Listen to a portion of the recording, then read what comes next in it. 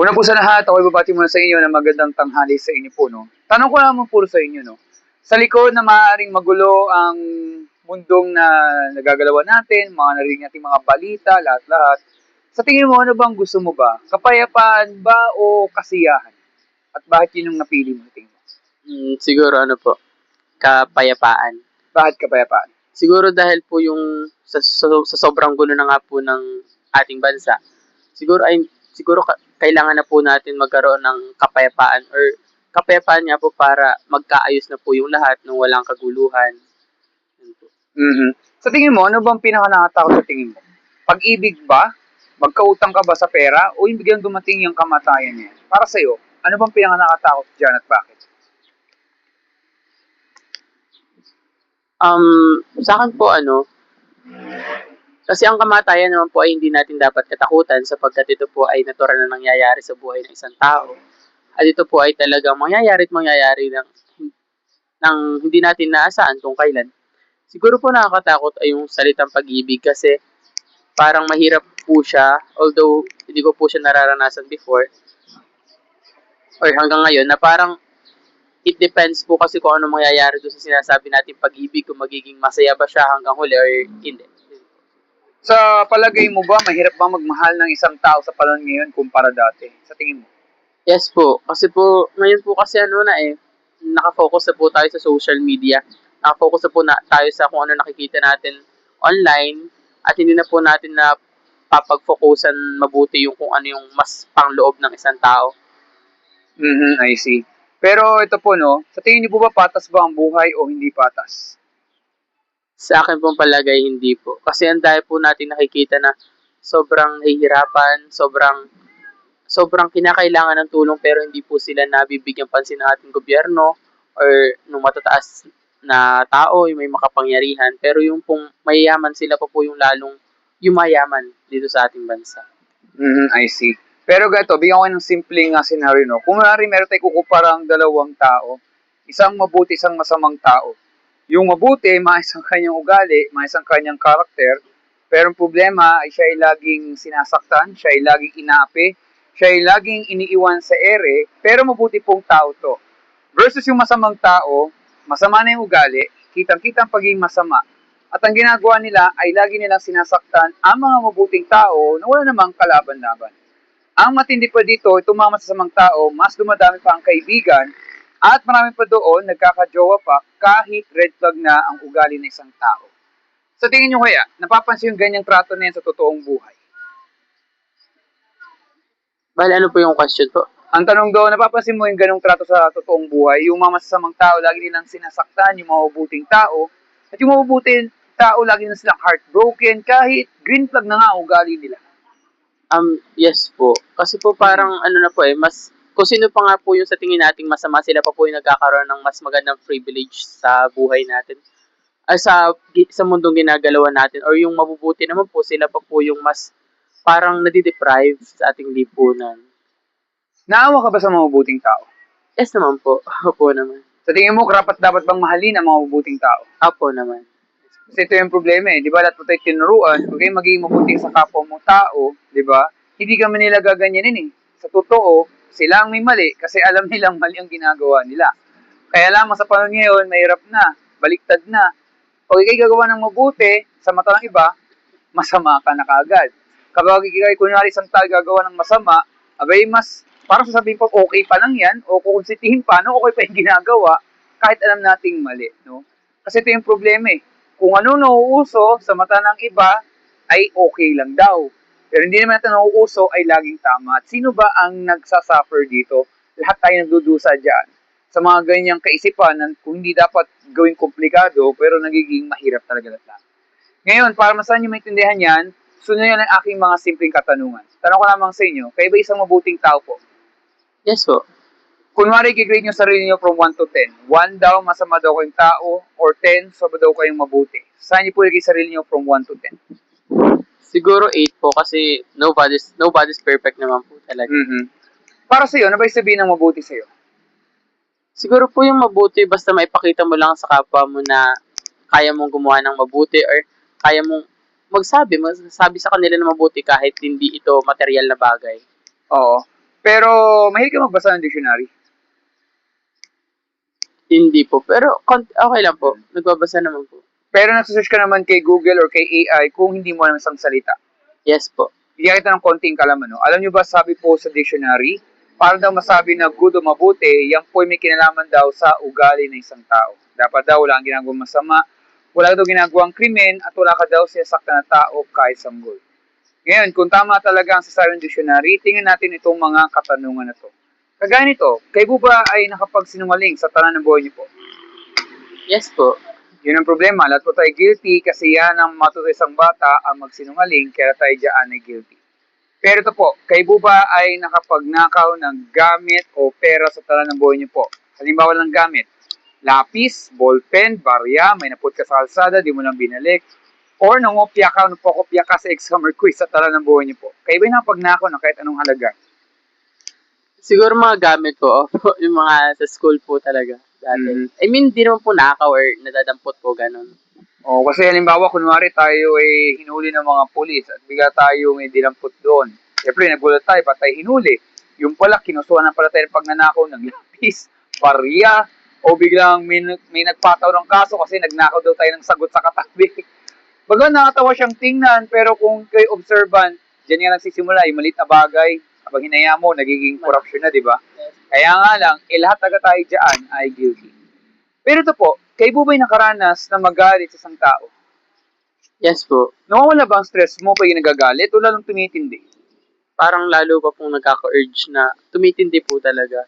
Siyempre, kalokohan naman talaga sabihin hindi ka nasasaktan, pero sa ng puso mo, gusto mo nang manampalo manuntok ng tao, pero sa panaginip lamang, hindi mo talaga siya gagawin. Kaya lamang, hindi man po tayo pumatay ng tao, nakapatay naman pala tayo sa isip natin ng masasayit na salita. Kaya nga lang, lahat taga tayo dyan ay guilty. Pero ito po, no, nagagamit niyo ba minsan ang pangalan ng Panginoon sa walang kabuluhan? Halimbawa, naglalakad kayo, bigla kayo nadulas, napa-OM, alam niyo na po yun. Tanong ko lamang, mahal mo ba nanay mo? Yes po. Papayag ka ba na gagamitin mo pangalan nanay mo sa walang kabuluhan? Halimbawa, nadapa ka lamang, napa-OM, insert mother's name, kahit wala siyang kinalaman dito. Okay lang ba yun? Hindi po. Bakit hindi? Kasi nanay ko po yun. Exactly. Or in other words, hindi natin sila kayang mabastos kasi may respeto tayo sa kanila at mahal natin ang mga loved ones natin. And sana nga, gayon din yan sana sa Panginoon. Don't get me wrong po, kasi hindi na kayo magsalita niyan, naririnig nyo yan sa paligid yan, di ba? Kung nagmumuni-muni ka, biglang minura ang pangalan ng Panginoon without nowhere, then nabagsak ng cellphone, nadulas lamang. Kasi ang tawag po dyan ay blasphemy or pambabastos.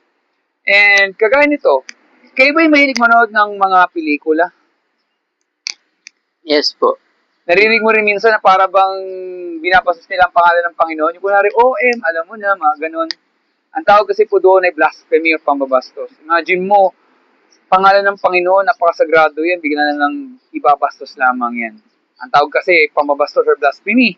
And unfortunately, lahat taga tayo dyan ay guilty. Ngayon, lilinawin ko po sa inyo, hindi ko yung sinisiraan, hindi ko inusgahan. Kasi ang mga tanong na yan ay tanong po ng bawat isa sa atin. Halimbawa lamang, kunwari tayo pumamatay at tayo po ihaharap sa tinatawag na judgment day sa Panginoon. Do you think ikaw ba'y guilty sa nagawa mong kasalanan or innocent kayong tao? Guilty po kasi wala naman po talagang perfect yung tao, lalo na po tayo mga tao lamang nagkakasala. At yun po yung normal para sa akin. Well, I understand, no? Sa tingin mo, saan ka pupunta, for example, pag ikay namatay? Sa langit ka ba pupunta o sa impyerno? Tanong lang po.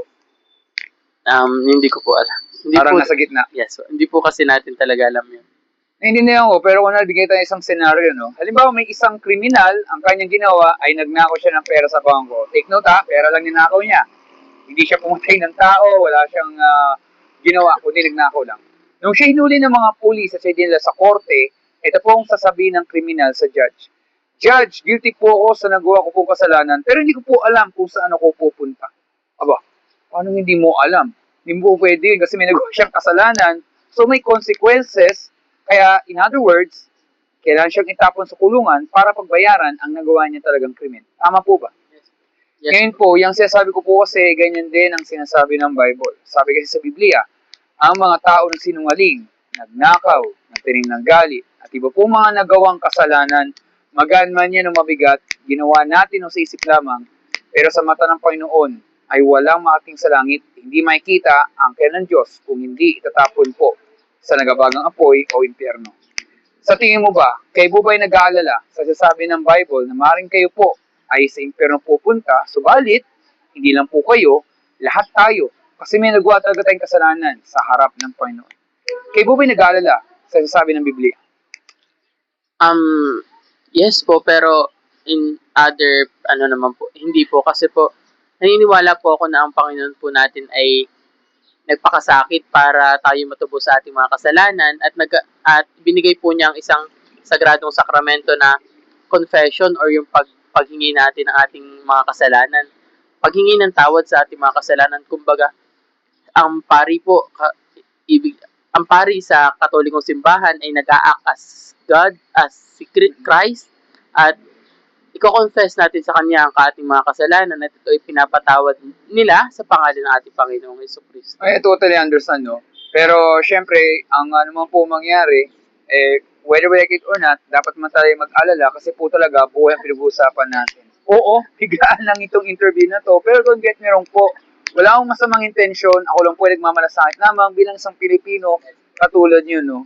Very simple question. Mahal mo ba sarili mo? Yes po. 100% sure? Yes po. Do you love your life? Yes po. 100% sure? Yes po. Dapat lang. Kasi ibang tao, nagdududa na sila kaagad doon. Kasi alam naman natin, tama sabi mo, wala talagang perfecto sa atin kasi talaga tayo makakagawa talaga ng kasalanan. Pero hindi siya dapat dahilan para huwag nating mahal ating sarili. Kasi nga, kaya lamang ito yung rin sinasabi ng Bible, ang kabayaran sa ating nagawang kasalanan ay kamatayan. Kung sa totoong buhay talaga, dapat patay na talaga tayo mula sa simula. Wala kang makikita ganitong interview, wala ka dito, wala tayong lahat dito. Pero diyan ka na nga magtataka. Kasi marami na tayong ginagawang kasalanan araw-araw, pero hanggang ngayon, di pa tayo namamatay. Yan yung dahilan kung bakit ang Panginoon, galit man siya sa kasalanan na talagang may impyerno, pero may isang salita na maaaring alam mo naman to kung bakit ito ang ginawa ng Panginoon. Naging salita ang mercy, M-E-R-C-Y. Ano sa Tagalog? Mercy po or awa. Tama, yun na nga, tama. Tama rin sasabi mo, baka bigla kang naputol. Tama, kaawaan or awa. Medyo may karamihan ng maraming Pilipino ay nakakalimutan nila yan. Pero yun yung pinaka-basic yan na dapat alam natin yan. When you say mercy o awa, yan ay paghingi ng tulong sa Panginoon. Yan yung inamin natin, tayo po'y mahina, inamin natin tayo po'y makasalanan, at dyan po nagsisimula na lagi tayo maging magpakumbaba. Kasi ang Panginoon, sabi rin sa Bible, ibinababa niya ang mga taong masyado mapagmataas, at yung mga tao namang mahabagin, yun ang tinataas ng Panginoon. Kasi kaya din ang kanya ng mercy. Kasi kung walang mercy, wala na talaga tayo from the first place. Pag tayo humingi sa kanya ng awa, ito na po yung tanong na magbabago sa lahat-lahat. And I think nasagot yun na po ito kanina. No? Ano ba ang ginawa ng Panginoon sa ating lahat upang hindi tayo tapon sa impyerno at tayo po yung makalispo sa Judgment Day? Ano ang ginawa ng Panginoon para hindi tayo mapahamak? Yun nga po yung nagpapako po siya sa krus ng Kalbaryo. Tayong lahat ay makasalanan, di lang sa Pilipinas, pati sa buong mundo. Tama po ba? Yes po. Pero yun nga, 2,000 years ago, syempre hindi pa tayo buhay that time, hindi pa usong internet, wala pang microphone, wala pa itong mga ganito. Pero from the first place po, si Jesus ay nagkatawang tao po siya at wala nang hinangad kundi mahalin lahat ng tao tulad natin. Unfortunately, sa pagmamalasakit niya, anong ginawa sa kanya ng mga tao? Hindi siya minahal, siya ay tinorture, siya ay pinatay at ipinako siya sa krus ng Kalbaryo. Sa anong dahilan? Wala, nagbahagi lang ng katotohanan. At malinaw na rin na pagkatotohanan talaga ay nagiging costly rin kahit buhay na maaari maging kapalit. Si Jesus, naranasan niya yan. Pero din ibang tao, naranasan na rin na mapahamak ang buhay nila kasi nga ayaw ng mga tao ng katotohanan. Kahit pagmamalasakit na yan. Yun nga lang, noong pa man si Jesus ay Panginoon na talaga mula sa simula. Kaya nga siya nabuhay sa pangatlong araw bilang hudyat na matagal na pong natalong kasamaan, matagal na pong talong kasalanan at meron pong buhay na walang hanggan. Sa madaling salita po, para maligtas ang tao, wala yan sa mabuting gawa, kundi nasa biyaya o regalo ng Diyos. At para tayo maligtas, may binigay ang Panginoon na dalawang regalo para magamit natin ito. Una, naging salitang repentance. Yes po. Ano sa Tagalog nun? Repentance or paghingi ng tawad. Well, medyo close enough, pero ang totoo is pagsisisi sa kasalanan. Okay? When you say repentance, yan ay lumayo sa kasalanan at babaguhin ating kaisipan. Turn away from sin and change your mind sa tama. Halimbawa lamang, kapag ikay kunwari nilalagnat ka, inapoy ka ng lagnat, nakapunta ka ba dito? Hindi po. Di ba? So, ang gagawin natin, kaya tayo magpagaling, di ba? Pag tayo may nagawang kasalanan, ang gagawin natin, lumayo lagi sa kasalanan. Talikuran lagi at baguhin ang kaisipan sa tama. Ganon ang repentance. At ang pangalawa po ay ang pananampalataya or faith kay Jesus Christ as Lord and Savior. Pag nagating dalawang bagay na yan, repentance and faith, ay pwede patawarin ng Panginoon. Bigyan tayong bagong puso't isipan at higit sa lahat po, anuman ang pagsubok na pigilan natin, mayroon pong pag-asa. Hindi sa mundo na to, kundi sa Kanya lamang. At dahil doon, meron pong buhay na walang hanggan. So, bago po umalis, meron lang mabis sa tanong lamang. Do you think ba nagsasabi kaya akong totoo sa ating napag-usapan po? Yes po, ako naman. Pag-isipan niyo po ba ang ating napag-usapan po? Sa tingin ko po, ako. Okay lang po, maging honest po kayo, no? Do you think ba na-open ko ba kayo sa ating napag-usapan o hindi naman po? Hindi naman po. Meron ba yung Bible sa inyong bahay? Yes po. Nakapagbasa ba araw-araw? Hindi po. Kaya doon naman, pag inugugutom, anong gagawin mo? Kumakain po. Diba, araw-araw kasi kung hindi, magkakasakit po tayo, no? So, sana ganyan din po ang Bible. Sana, mabasa natin yan araw-araw kasi yan ang love letter ng Panginoon sa ating lahat. Yes. Kaya tayo dito sa mundo na to para magkaroon tayo ng direksyon sa buhay. At yun ang makilala natin ng Panginoon habang buhay. Yes. Bilang pagkatapos po ang masamang balita, lahat tayo guilty, lahat tayo makasalanan, lahat taga tayo ay sa hell mapupunta. Yun ang hustisya ng Panginoon sa ating lahat. Pero mabuting balita, marami na maliligtas. Hindi nga lang po lahat. Pero syempre, yung salitang maraming maliligtas, kasama rin kayo kung talaga po tayo ay patuloy nagsisi sa kasalanan, yung repentance, at nanampalataya or faith kay Jesus Christ as Lord and Savior. Kasi pag nagwating yung dalawang bagay na yan, pwede tayo patawarin ng Panginoon, bigyan tayong bagong puso at isipan, at higit sa lahat, anuman ang pagsubok na pigilan natin, meron pong pag-asa. Hindi sa mundo na to, kundi sa Kanya lamang. At dahil doon, meron pong buhay na walang hanggan. So, maraming salamat dito sa oras na to. Meron ba yung katanungan po? Wala naman po. So, walang katanungan po ako pinagpapasalamat dito sa oras na to. Mag-ingat po kayo. Stay safe po sa inyo. God bless po. And stay dry kasi tag-ulan na po talaga. No? So, maraming salamat. Ingat po kayo. Thank you po. Thank you po.